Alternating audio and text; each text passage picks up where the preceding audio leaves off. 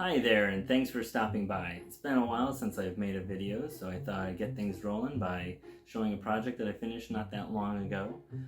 Anybody that knows me or follows my channel has figured out that I'm a pretty big fan of 16 by 16 display environments, and mostly for the collectible minifigure series. This is because those little minifigs are so wonderful, but they don't come with an environment, and therefore you can put them in all your cities and other things, but some of them I don't have a place for, so I've built a little environment for instance, a spooky castle or a Disney castle.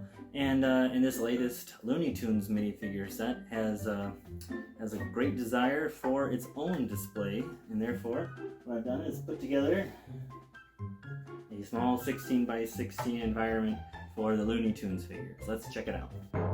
So here we have it nice and up close. You can see that it's a kind of a small little display, but we are trying to cram in a lot of figures into a small area so that I can display as many figures as possible on a small little bookcase.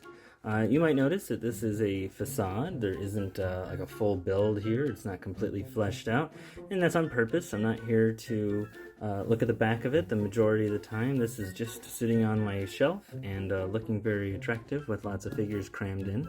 So why don't we start by stripping most of the characters off so you can just see the build itself. You'll see that it's bisected by a nice river in the middle, and on the left there's a desert scape, and on the right more of a foresty hilltop area with trees and whatnots.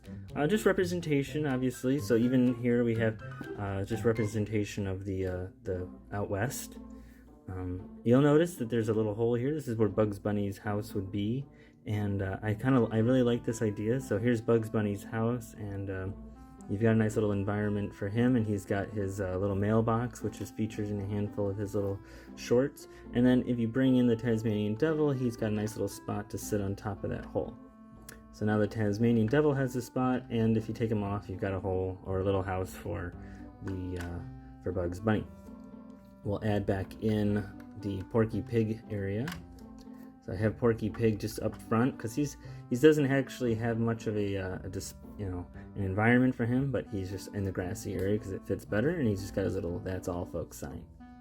Over here we're going to jump.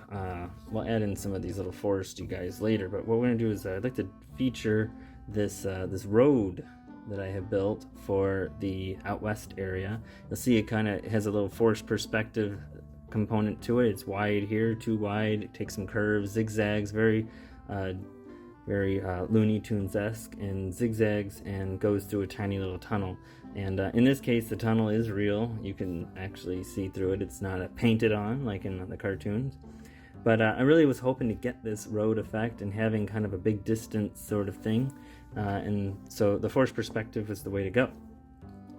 So I added a Wile E. Coyote. I gave the Wile E. Coyote a small little detonator for dynamite, and I put some dynamite next to some bird seed. It seems a lot more Looney Tunesy to me, and I didn't have a real good use for the Wile E. Coyote's anvil. So in this case, he's lurking about watching for the Roadrunner to come by and eat some bird seed. So let's satisfy that situation and give the Roadrunner a little spot.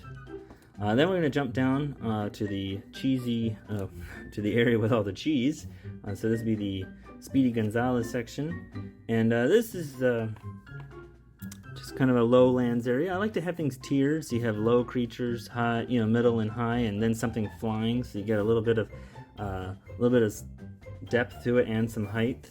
Then we'll add in Sylvester. He's going to be in Looney Tunes fashion trying to get to Speedy Gonzales. And then we'll add in the Tweety Bird with his very enormous mallet. It's interesting that Lego did opt to allow for all these vicious instruments of destruction, but they did.